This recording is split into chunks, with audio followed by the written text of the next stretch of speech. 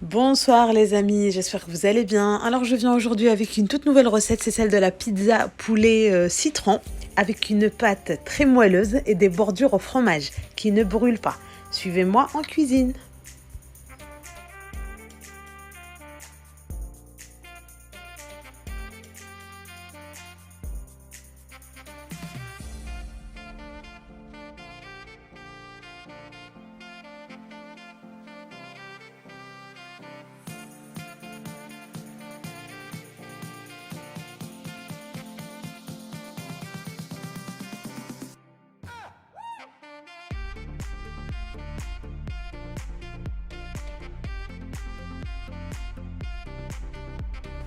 Commencez par préparer tous les ingrédients.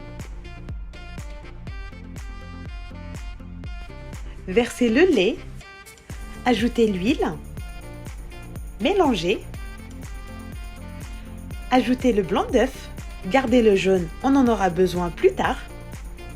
Ajoutez la levure, le sucre, mélangez à nouveau, ainsi que la levure chimique. Mélangez bien.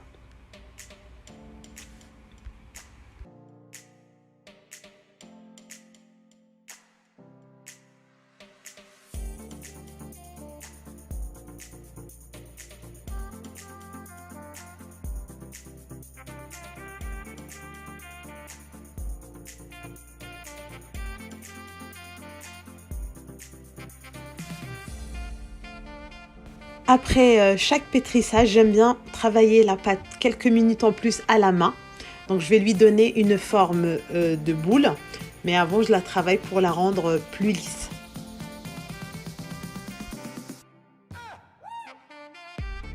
Je la pose dans un saladier et je la laisse lever entre 1 heure à 1 heure et demie.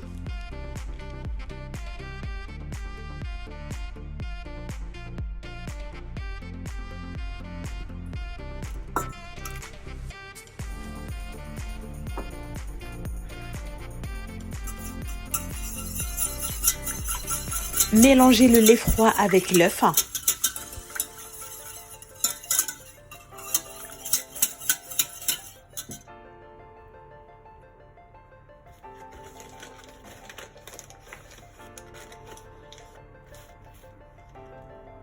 Ajoutez la maïzena et remélangez à nouveau pour éviter d'avoir des grumeaux avant de le mettre sur le feu.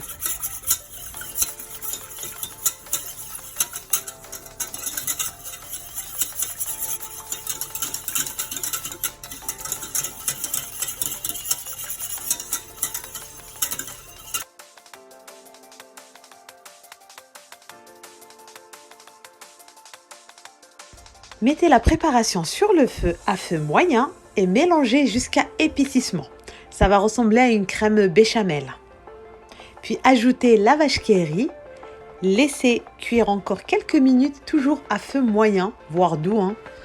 Et vous pouvez laisser votre sauce de côté jusqu'à refroidissement.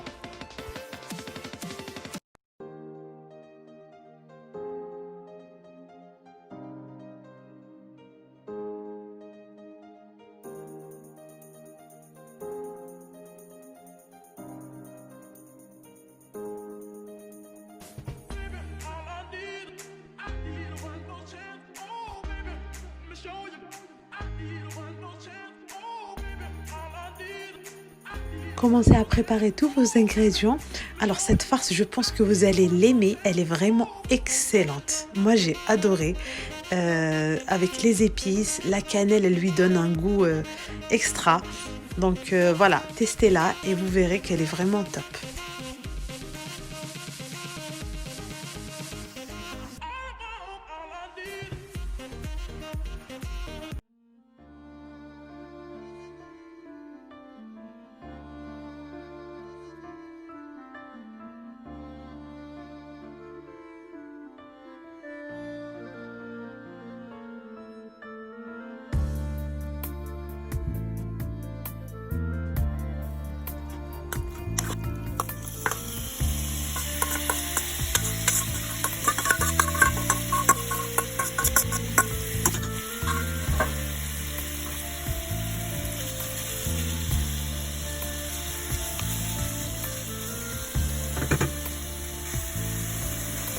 pareil, une fois que c'est cuit, mettez votre farce dans une petite boîte et laissez refroidir tranquillement. Pendant ce temps, on va passer à la sauce au poivron.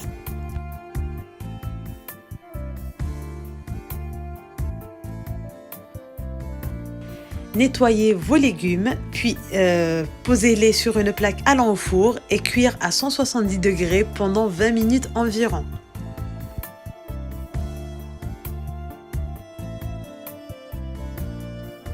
Je les enferme dans un sac plastique pendant quelques minutes.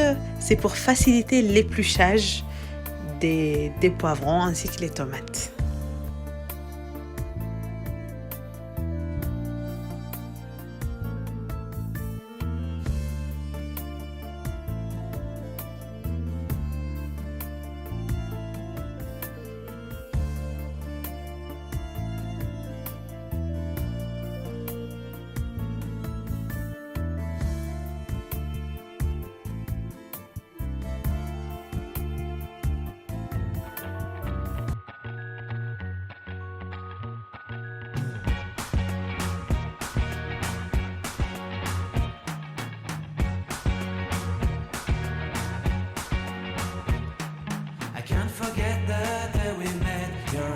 Bien sûr, vous pouvez utiliser un autre fromage de votre choix.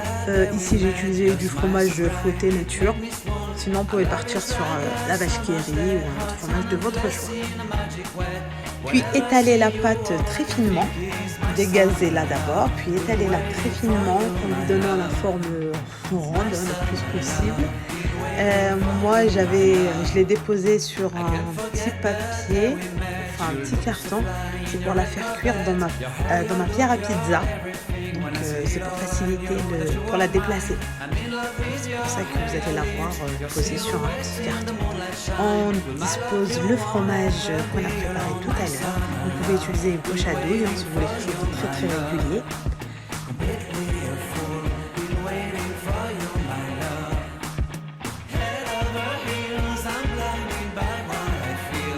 Refermez bien les rebords, donc à l'aide d'une fourchette. Donc il faut appuyer pour bien fermer les bords.